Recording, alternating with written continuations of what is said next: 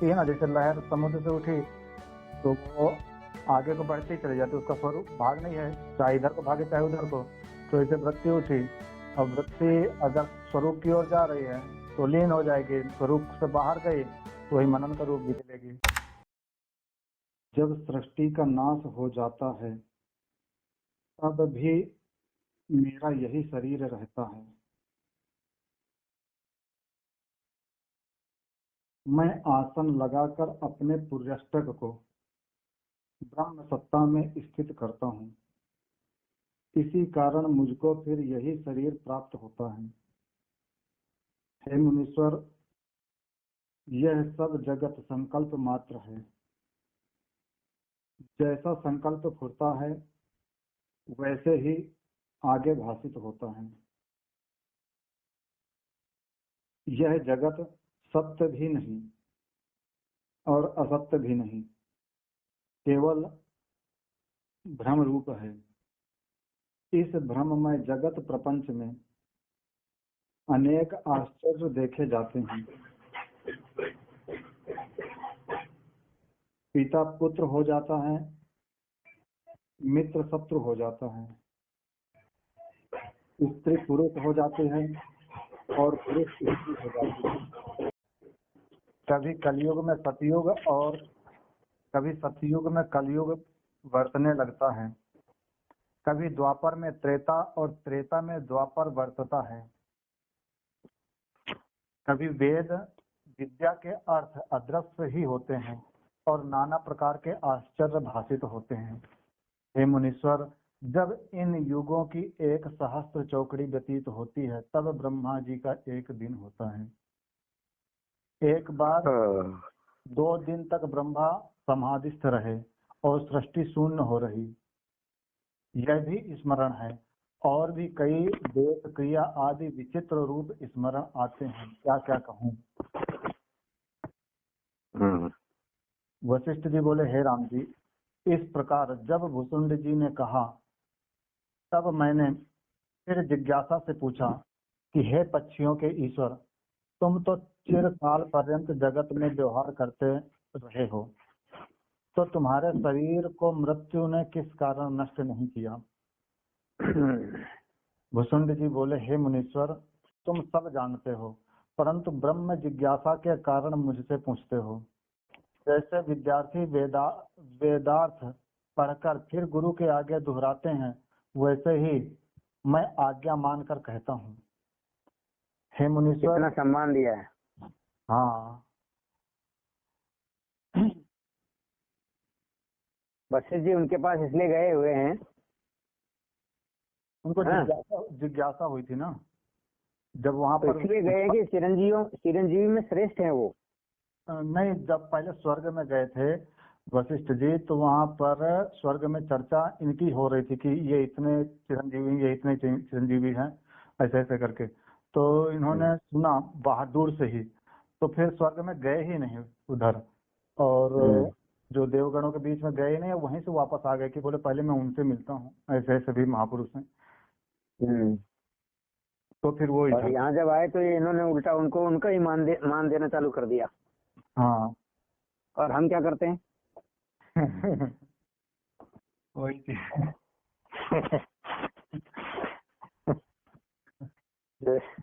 चलो। पंडित जी बोले, हे मुनीश्वर, तुम सब जानते हो, परंतु ब्रह्म जिज्ञासा के कारण पूछते हो। इसलिए जैसे विद्यार्थी वेदार्थ पढ़कर फिर गुरु के आगे दोहराते हैं, वैसे ही मैं आज्ञा मानकर कहता हूँ। हे मुनीश्वर, मृत्यु किसको मारती है और किसको नहीं मारती, सो सुनो। ये मोती वासना रूपी सूत से बिरोए हुए हैं। यह माला जिसके हृदय रूपी गले में पड़ी हुई है, उसको मृत्यु मारती है। तार में बोल दी है, दुख रूपी मोती वासना रूपी सूत से पिरोए हुए हैं। जिसने ये गले में लटका रखा है उसको मारते हैं। वासना और इच्छा। दुख रूपी मोती, जहाँ वासना रूपी सूत में मोती पिरोए रहेंगे दुख रूपी, तो वहां पर वो भी बोल रहे हैं हृदय में, हृदय रूपी गले में पड़ी है, मतलब हृदय में वासना भी हृदय में होती है ना। हाँ, उसको मृत्यु मारती है। हम ये न समझना कि ये गला जो है हमारा इसमें लटका के रखे, इसलिए हृदय रूपी गला में बोला उन्होंने। जिसके कंठ में यह माला नहीं पड़ी उसकी मृत्यु नहीं मारती। शरीर रूपी वृक्ष में चिर रूपी सर्प बैठा है। आशा रूपी अग्नि जिस वृक्ष को नहीं जलाती वह मृत्यु के वश नहीं होता। जिसका राग द्वेष रूपी विष से पूर्ण चित्त रूपी सर्प तृष्णा से चूर्ण होता है और लोभ रूपी व्याधि से नष्ट होता है, उसी को मृत्यु मारती है।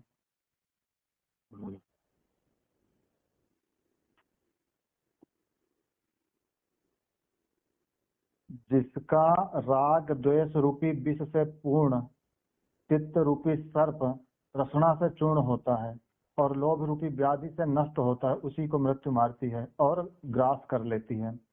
जिसको इनका दुख नहीं स्पर्श करता उसको मृत्यु भी नहीं नष्ट करती। हे मुनीश्वर, शरीर रूपी समुद्र क्रोध रूपी बड़वाग्नि से जलता है। जिसको क्रोध रूपी अग्नि नहीं जलाती उसको मृत्यु भी नहीं मारती। मतलब ये सारी चीजें एक एक कर दी कि क्रोध हो गया, सबसे पहले तो वासना के लिए पहले बोल दिए, फिर तृष्णा के लिए बोल दिए, फिर राग द्वेष। हाँ, राग द्वेष और तृष्णा। मतलब राग द्वेष भी तब आएंगे जब तृष्णा रहेगी, इच्छा रहेगी। शुरू वाला खत्म हो गया तो कुछ भी नहीं आएगा, ना क्रोध आएगा ना कुछ आएगा। हाँ, मतलब वासना खत्म तो खत्म।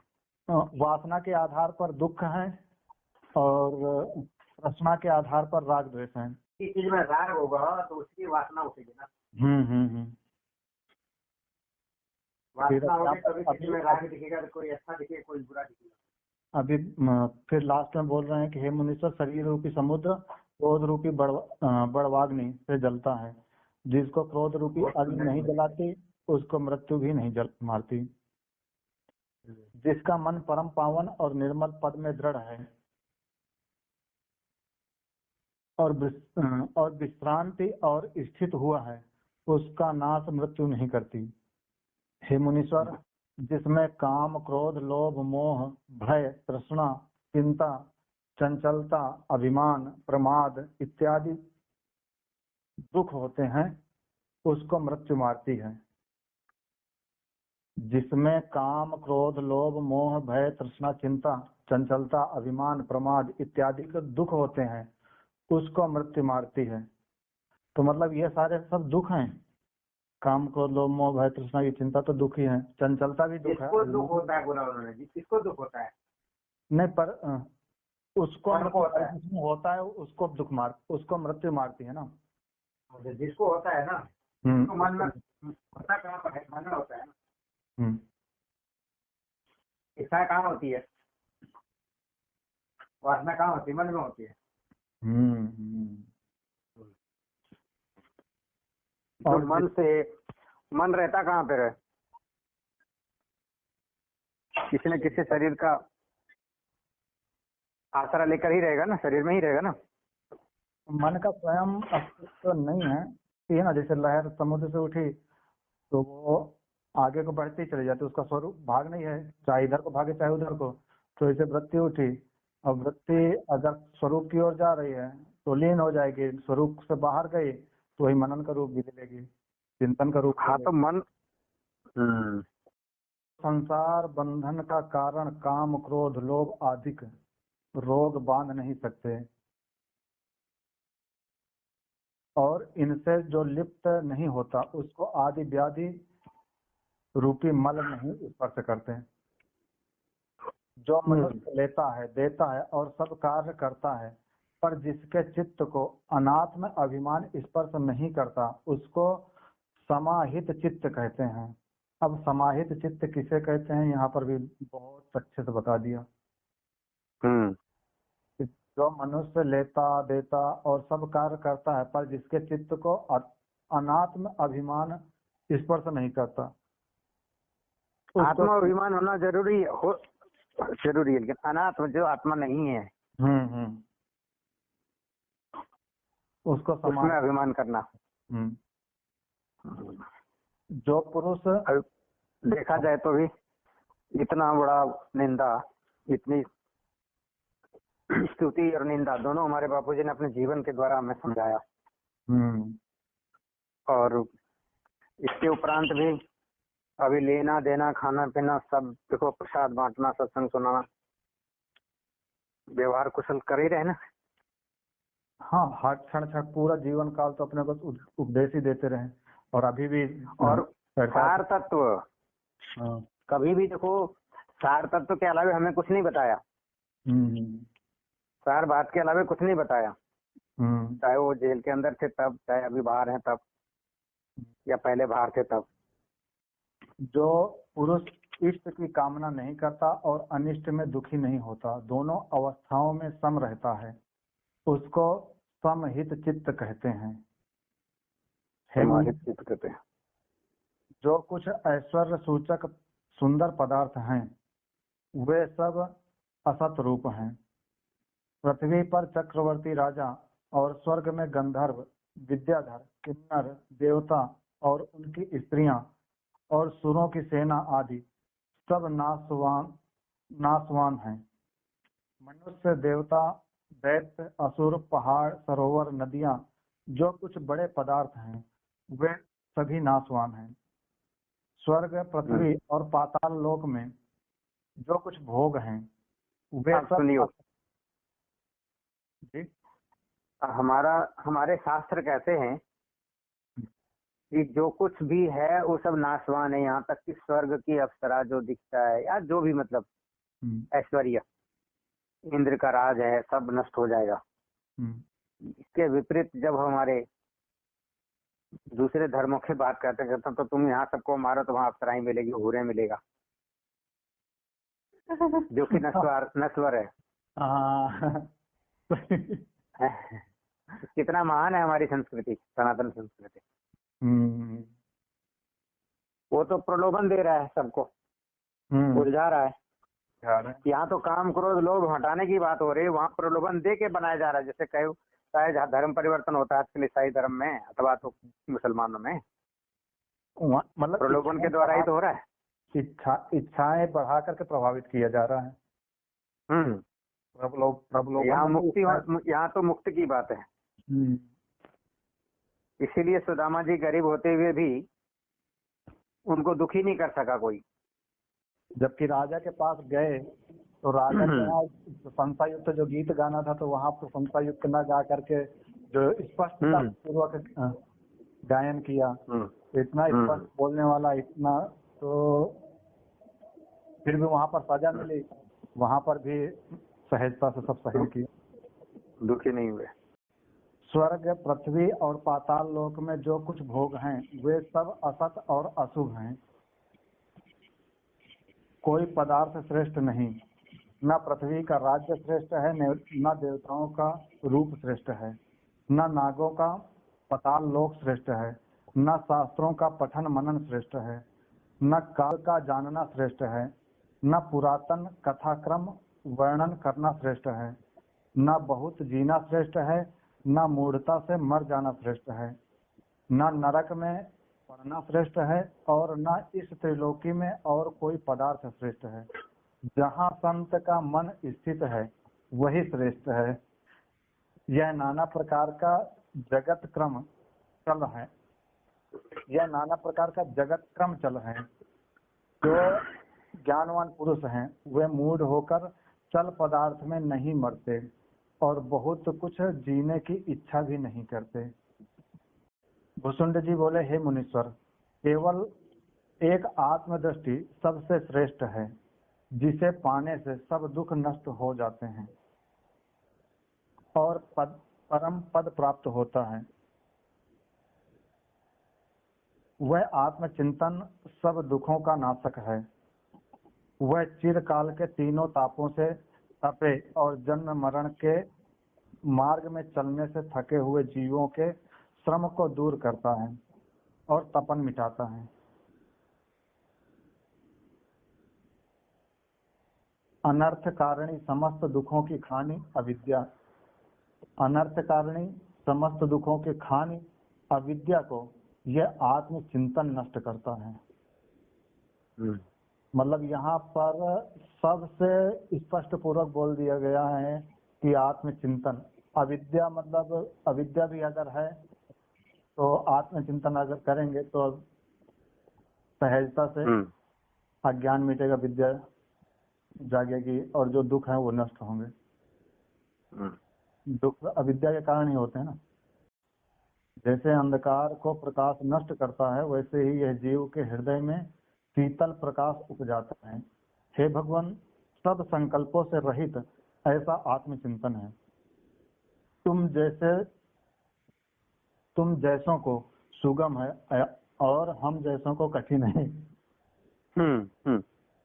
क्योंकि वह समस्त कलना से अतीत है। हे मुनीश्वर, उस आत्मचिंतन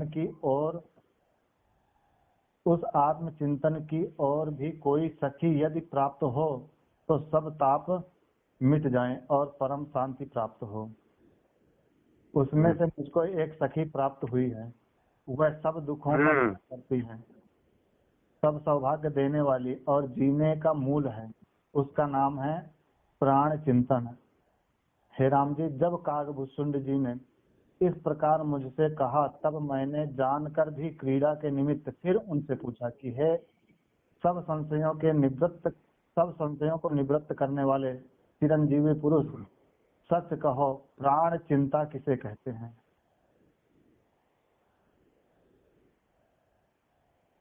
किसे कहते हैं प्राण चिंता? अभी बताएंगे ना, प्राणापान की गति को कम करना प्राणायाम। बापू जिसको सहज में बापू बता रहे हैं कि सांस गया तो प्राणापान के गति में सांस में चिंतन करते हुए सांसों को देखते देखते, और जब वासना भी क्षय होती है तब प्राणों की गति सम हो जाती है। उसी को प्राण चिंतन कहा गया। उसी जब प्राणों की गति सम हो जाती है, स्थित हो जाते हैं प्राण, तो जीव अपने स्वभाव सत्ता में स्थित हो जाता है। यानी इसके प्राण की गति को सम करने के अभ्यास को प्राण चिंतन कहते हैं। मेरे हिसाब से तो यही होगा। इसको तो अपन कल पढ़ेंगे। कल के जो 3 प्रश्न बाकी रह गए थे। हाँ, साधन चातुर्य नियम तो अष्टांग योग में आता है। अष्टांग, हाँ, साधन चातुर्य की बात कर रहे थे कल, उसके बारे में फिर कभी चर्चा करेंगे ऐसा बात। हाँ, साधन चातुर्य है कि विवेक, वैराग्य, संपत्ति और मुमुक्षा, ये चार साधन है ब्रह्म। हाँ, संपत्ति। तो अब इसमें आता है कि विवेक क्या है। तो सत्य क्या है, असत्य क्या है, सार क्या है, असार क्या है, उसको जो अलग करे, पृथक करे, वही विवेक है। अखंडानंद सरस्वती जी ने उदाहरण स्वरूप समझाया था। उन्होंने बोला, एक महात्मा कहीं जा रहे थे, एक माई ने वो चावल में से कंकड़ चुन रही थी। तो माई को देखा, बोले क्या कर रहे हो? बोले इसमें से चावल में से कंकड़ अलग कर रहे हैं, चावल अलग कर रहे हैं। तो उससे उनको वो समझ में आया, इसी प्रकार सार और असार की हमें, जैसे माइयाँ चावल चुनती है, ऐसे हमें भी संसार में क्या सत्य है क्या असत्य है, ये हमारे काम का है, हमारे काम का नहीं है। ये ज्ञान होना ही विवेक है। और जो नहीं करते हैं। हाँ, तो उन्होंने इसीलिए तो दत्तात्रेय भगवान ने इतने सारे गुरु बनाए थे, 24 गुरु। हमारे अंदर जिस दिन से विचार उठना चालू हो जाएगा किसी के प्रति, तो हम तभी विवेक उत्पन्न होगा ना। संसार में तो रहते रहते विवेक विचार करना ही भूल जाते हैं। नहीं, पहले तो ये उसने विवेक क्या है और विचार में दोनों में अंतर अभी बताइए पहले। महाराज जी करिए, विचार किसे कहते हैं? तो विवेक और विचार, इन दोनों में अंतर तो है। विवेक हो गया ना, ब्रह्म सत्यम जगन मिथ्या इत्येव रूप विनिश्चय। यानी ब्रह्म सत्य है, जगत मिथ्या है, ये विचार होना ही विवेक है। विचार भी आ गया, विवेक भी आ गया इसमें, एक ही में। विवेक फाइनल स्टेज है, विचार प्रथम स्टेज है। विचार एक प्रक्रिया है, हाँ, विचार हाँ, प्रक्रिया है। हाँ। विवेक उसका फल है। विवेक सिद्धांत है, विवेक सिद्धांत है। हाँ, विवेक सिद्धांत है। साधन चतुष्ट के ऊपर, उसके ऊपर चर्चा चल रही थी। हाँ, तो एक विवेक हो गया, वैराग्य हो गया दूसरा। हाँ, तीसरे में छह चीजें आती हैं। 6 चीजों में सम, दम, तितिक्षा, श्रद्धा, समाधान, उपरति, ये 6 हो गई। और जो चौथा साधन है वो मुमुक्षा है। ये 4 साधन है, तो वो ब्रह्म जिज्ञासा का अधिकारी माना जाता है। लेकिन ये चारों चीजें बहुत कम किसी साधक में पाई जाती है।